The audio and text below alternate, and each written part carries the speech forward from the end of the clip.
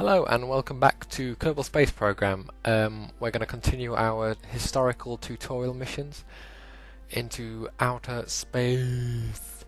I promised that we were going to go to the American side of things, but I thought we might as well finish off with some more Soviet missions. So what we're doing today is we're going to do a sort of mix of two missions, Lunar 9 and Lunar 10. Lunar 9 was the first soft landing by a probe on the moon surface, and Lunar 10 was the first moon orbit. So we're going to do sort of both. Just when my ringtone finishes there. Should have put it on silent. I didn't. My fault. So we're going to start off with a just a Probodyne, something like that. I can't remember what it's called. I recorded this a few days ago, so I'm a little bit rusty on what's actually happening. I think it'll be okay. I know what I'm doing. I'm a pro. So we're going to stick some solar panels on that, if I can ever find them in the thing. So this mission happened in 1966, which is 3 years before the first man landed on the moon. It's obviously an American mission, the famous one. But I think this is a pretty impressive flight as well, to be honest. The first thing man-made to land on the Earth at the moon's surface. That's pretty good. It's pretty good. I wonder if it's still there. I don't know. I've got a wiki open, but I don't think it's right to check. Oh well. It's strange how many firsts that the Soviet Union actually got as part of the space race. I mean, America got the big one, the man on the moon, but the USSR got, first probe orbit, first human orbit, and the first, probe around the moon. It's pretty good going. Right, so a little bit of background to what happened while I was filming this. It was a lot trickier than I was expecting to get to the moon, so there's a few weird cuts because I obviously had to quick save, keep coming back, so I got a decent run. Just adding some RCS boosters, stack decoupler. So yeah, if you see any weird cuts, you're not skipping anything. It's just as close as I could get it. A small fuel tank and a sort of small thruster. This is with the new update as well, so everything's shuffled around in the in the columns. So I have trouble finding all the things. It's a little bit of a longer build. Not for any real reason. There's only one extra stage on this compared to the ones we've already made, so not too bad. So that's our moon orbit vehicle. Whack a stack decoupler on that. I like that new feature. It's not new to this patch, but it was new to me. I just realised that happened on this build. So we're going to have a longer fuel. That's going to separate. I believe that separates after we've achieved orbit of Kerbin, but we'll go through that. That's fine. So another larger rocket. Get some weight. Accidentally take the solar panels off. Work them back on. There you go. I realise that this is actually going to be quite a tall rocket. Another stack decoupler. And another FLT 400, I believe that is. It might be an 800. I mean, I can't read that right from here. I haven't got my notes handy. Oh no, we're going to have another RC5 RCS fuel tank. And some manoeuvrability thrusters. Like those on there. It's a nice idea. I'm looking forward to when we can actually add SAS modules, but I think the technology was a bit too advanced for back in the 1960s, which is fine. I'm enjoying sort of the slow burn, if you like. So basically that's just a repeat of what we just done, but with an RCS on the top of it. Now I'm going to put some radial decouplers as low down as we can to keep the centre of gravity low. Boom. And then we're going to have our exit thrust. There we go. Big old fuel tanks. As low down as we can. Struggling to stick them on there. Same rocket as this on the bottom. Boom. And some aerodynamics, of course. I still don't know if aerodynamics have got a big say in this game, but I don't want to risk it. It's a bit crazy. Look how tall that beast is. Now, as you can imagine, it's a little bit top heavy, so it is going to be quite tricky to get out the orbit, get out of Kerbal, but it's not impossible because there's a good low centre of gravity. We'll just sort out our segments. Can't remember what they're called. Oh well, sort them out so it's a bit more efficient, so we're not losing time. Save it, and then we go into launch. So obviously we've got a 3-stage thing. We've got the exit launch, we've got the orbit launch. The exit's going to take about 2, I think. To get into orbit we're going to take another 1, and then we're going to use a little fella to get us to the moon and to manoeuvre us down onto the moon. Lunar 9 actually was a sort of a padded landing. It was like an airbag, I guess, but that technology doesn't exist in Kerbal, so we're going to manoeuvre down with thrusters. And there she goes. Right, so we've got SAS. What we're doing is we're full thrust. We're going to keep it as stable as possible. We're going to get to that glory moment of 10 clicks, 10,000 meters, and then we're going to do a very slow orbital gravity turn. That's the word, gravity turn, and that will get us down into a decent orbit. I think I'll do it a little bit too fast in this one, but I'll pull it back. I use a bit too much fuel than I'm really necessarily going to use. As you can see, we're starting to spin. Now, I don't correct that for a while, because I think I just let it go, because I think after I've burnt this first stage, I think it will correct itself. I was wrong. So we start to spin faster and faster and faster, and I start to get a little bit panicky. So I don't know if you want to build your own, maybe another stack of RC5 just to keep it stable. And we're at 10,000, so we're starting the gravity turn. And it's always best to do gravity turns on the moon screen, the map screen. So we're doing a very slow turn, keeping the nav ball, slowly making our way towards the yellow circle, the yellow target. Now my plan for this mission was to achieve a Kerbal orbit at 10,000, which is sort of my standard. That's the way I like to do it. And then we're going to sort of slingshot towards the moon, do a moon orbit, get into a lunar orbit, and then manoeuvre down. And we have a few problems along the way, but we overcome them. And that's as much as you can ask for in this game, when you sort of just sit down on a Sunday afternoon and hope you can get to the moon. I mean, the Soviets had a little bit longer than I did, but you know, they had more money than I did as well, so don't feel too sorry for them. So as you can see, we're slowly, Sputnik's still in orbit. It's really great having that in orbit, because it means I've got a guide of where 10,000 is, so I'm really glad that's still there. And look at that, I mean, it's just so easy. You don't even really have to monitor the altitude, you can just set it and you've got like a perfect guide there. It's a great thing to have. I suggest everyone get something in orbit to do that to start with. In fact, on later missions when I'm building space stations, I think I might put something in at an altitude just to have a guide at the altitude I want the space station, so then I can follow it as best I can. As you can see, I've done a bit of a prograde burn to slow us down. We're heading towards the horizon of the nav ball and really eking that out.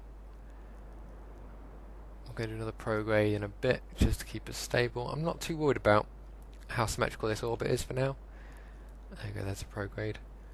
I just want to get an orbit, so I don't mind if it's a bit lopsided. It's nice to have the practicing to keep it as stable as possible, and that's why I'm spending a bit more attention than I really need to be on this. But as you can see, we're doing it quite shallow. I've throttled down there, and I'm happy with that, that's fine. And that's all my fuel gone anyway. Boom. So stage 1, 2 and 3, I believe. Was that 1, 2 and 3? 1, 2, 3, yeah.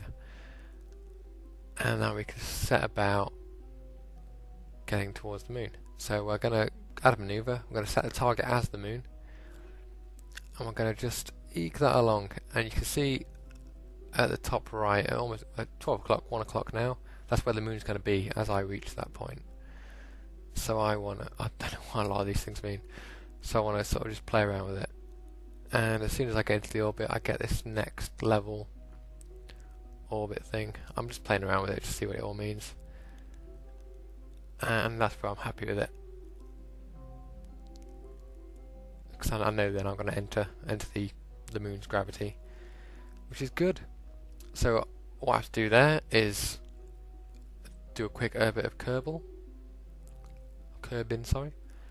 I'm a Kerbal. So we're following our debris around. That's kind of weird. And it's at this point. No, it's when the moon rises. That's when you sort of want to be doing your maneuver. I timed it a little bit badly. I timed it a little bit wrong. I lost a bit more fuel on the way. So if I'm being super efficient, I'd want to be doing this burn just as I start to see the moon rise behind Kerbal. Kerbin, why do I keep calling it Kerbal? Kerbin. So, just like we did with the orbits and the maneuvers, I'm locking into the blue triangle, I guess, inverse triangle, and waiting for that burn. Node to T minus, node in T minus. I can't really read it from here, I'm on a very small screen. I'm waiting for that to narrow down to 0, and that's when I'm going to start the burn.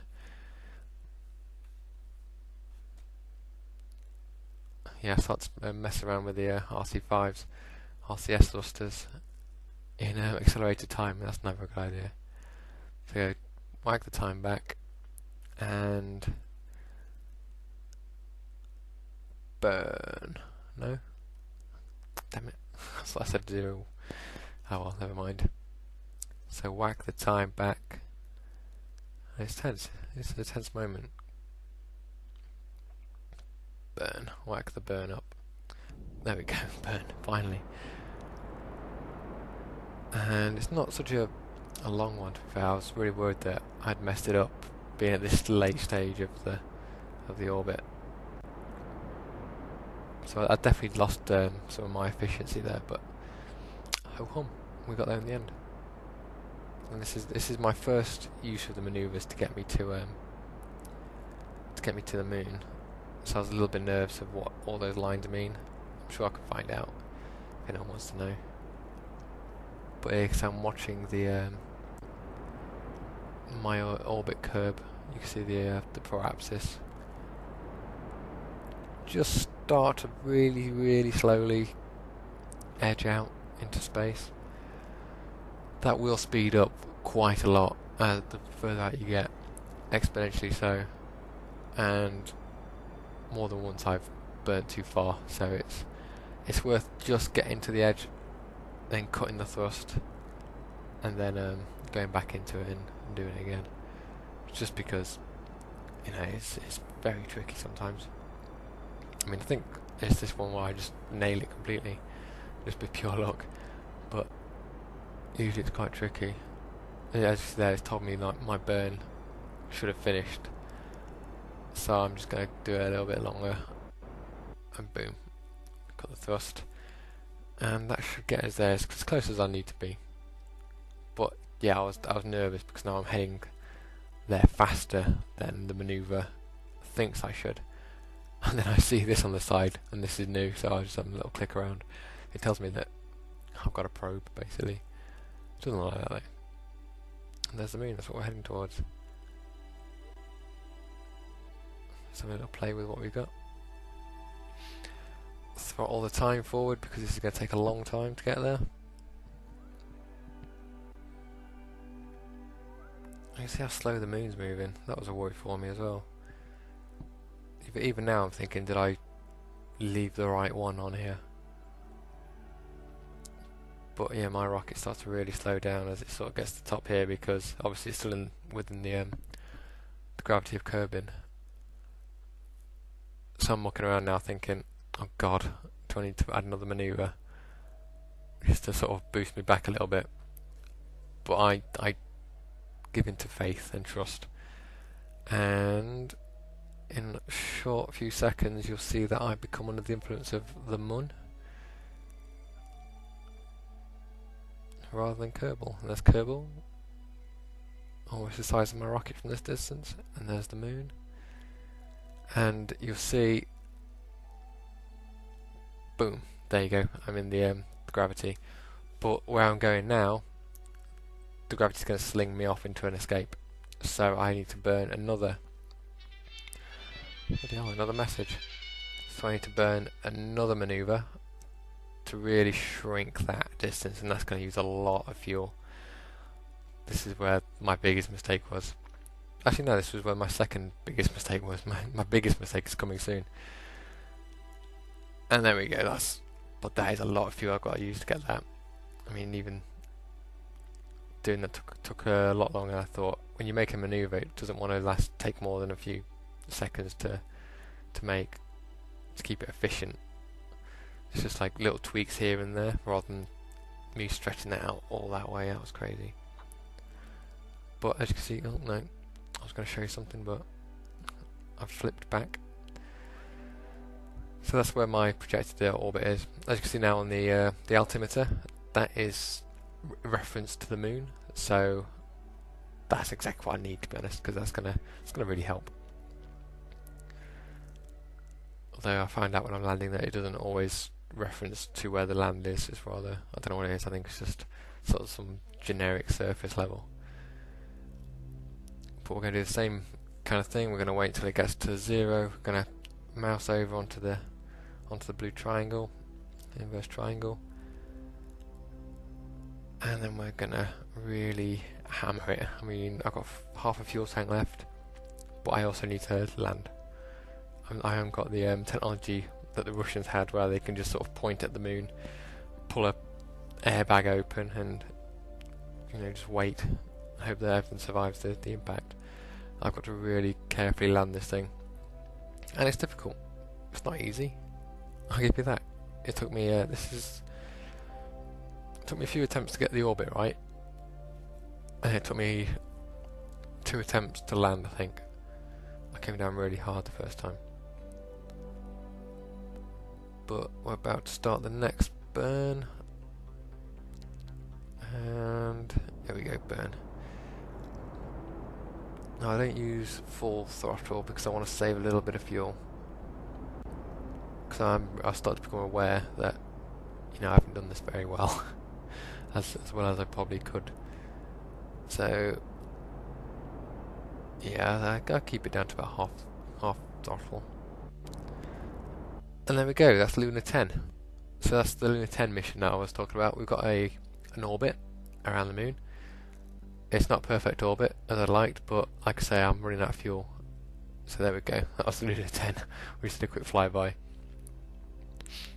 Right, now my biggest mistake now is, if you notice that the moon has 2 sides. One's quite dark and the other's very light. And if you remember at the very start of this video, when I added solar panels to my rocket, I forgot about that, and I was very surprised when I couldn't maneuver anymore. This is the first time I tried to land. I was really surprised, and because of the way I set it up and quick saved, I couldn't do much to fix that, apart from what I've just done there and burned as fast as I could towards the horizon, and that's what I've just checked there. So that's, I mean, look, that isn't great. I sort of just got to the light side of the moon, and that is a constant panic for me at this stage. So now look, I've got to stop what I've just done so I can go down square, and that's going to take all my fuel, and I was hoping I could save some of that. So ideally what you want to be doing is you want to have fuel for this stage all the way to about 1,000 meters from the surface. Then you want to eject, and then you want to use your RCS thrusters attached to your probe core to lower yourself down to the planet. So I've just had to really rely now on the fact that I've got some mono to burn, and it wasn't pleasant, it was tense. for me. I mean, it's probably doesn't look tense because it's just a little video game you watch on YouTube. But this was a lot of time this took, and this is going to take a lot of mono to keep this lowering a speed that I can control. I mean, look, you can see it really bucking it down now, and I'm thinking we'll probably be alright. I'll probably be alright. You can see the speed just above the nav ball, and I'm really gonna hammer it in a minute when I start to think, oh shit, here we go. And I'm starting to think now that isn't dropping fast enough. Crap. I've just got my finger literally fixed to that key, the H key, to burn this mono as fast as I can. Go. As you can see, the fuel's about to crash into the surface below me. It's behind the nav ball. Our first bit of debris on the moon. I'm really hammering it now because 4,000 meters. Oh, 4,000, 3.5. And also, you can see the sun starting to set. I was really worried that my solar panels wouldn't reach, so that's what I was watching out for that as well. And also, look how fucking dark it is. I can't even see the ground. You start to see it slowly rising here, but that doesn't help at all. But we're really slowed down. We just timed it perfectly. We can sort of see that we're moving a bit too fast, so we sort of correct that a little bit. Got time to do that, which is great. And we are lowering ourselves down. A little bit of skip there. Hope you forgive me for that. Lowering. A little bit of correction. And